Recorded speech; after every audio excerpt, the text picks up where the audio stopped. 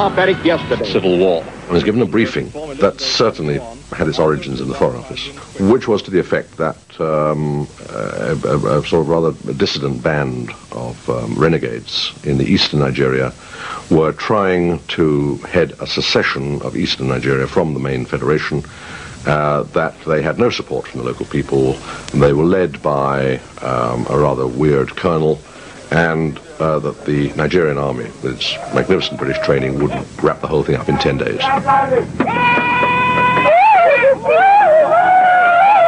There were two wars fought in Nigeria. The one was the military war. The second was the propaganda war. Because after secession, Biafra was blockaded by air, land, and sea.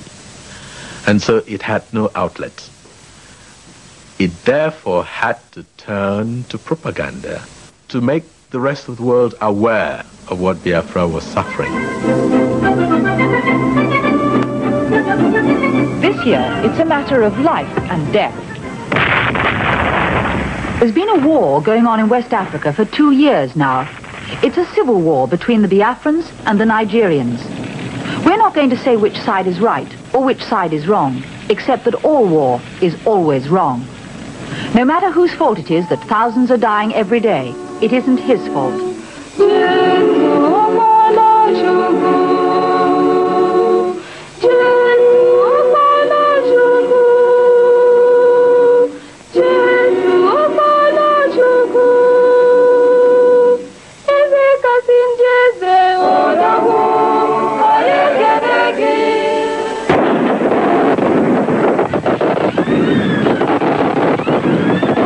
October 1960, a new nation is born.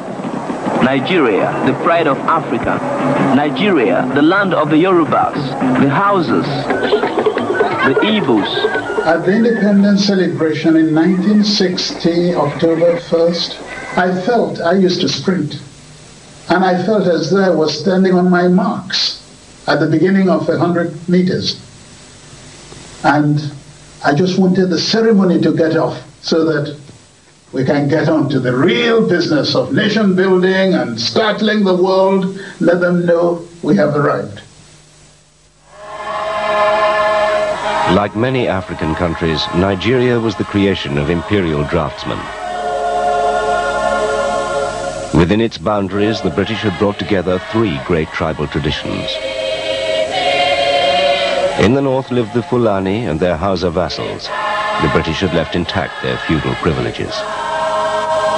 In the west, Yoruba rulers had found new tokens of power and prestige. In the east, where the Igbos were the major tribe, British influence had come through mission and school. The Igbos became known as the Jews of Africa and took over the administration of the colonial state.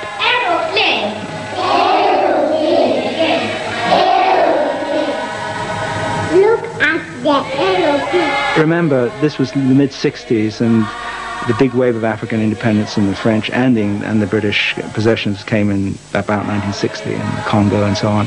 And so we had about 5 or 6 years of disappointments, basically.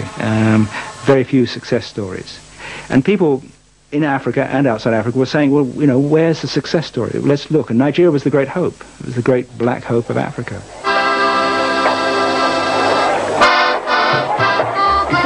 With their educational advantage, the Igbos spread throughout the country as traders and public servants. But in the impoverished north, their presence was not always welcome. There was resentment in the north towards the Igbos because they thought that they occupied everything in the place. They were civil servants, they were railwaymen, they were teachers. They wanted the Igbos to go home because they had taken the jobs of all the northerners. In 1966, the bubble of resentment that had been building for years against the Igbos burst in a rage of communal violence. Northern civilians and soldiers rose in a vicious ethnic pogrom. Thousands of Igbos lost their lives.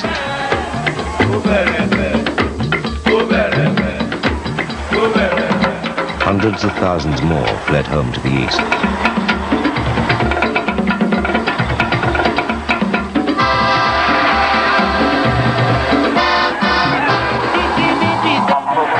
When the When the federal government proved incapable of halting the pogroms, Ojukwu, then a colonel and military governor of eastern Nigeria, grasped the opportunity.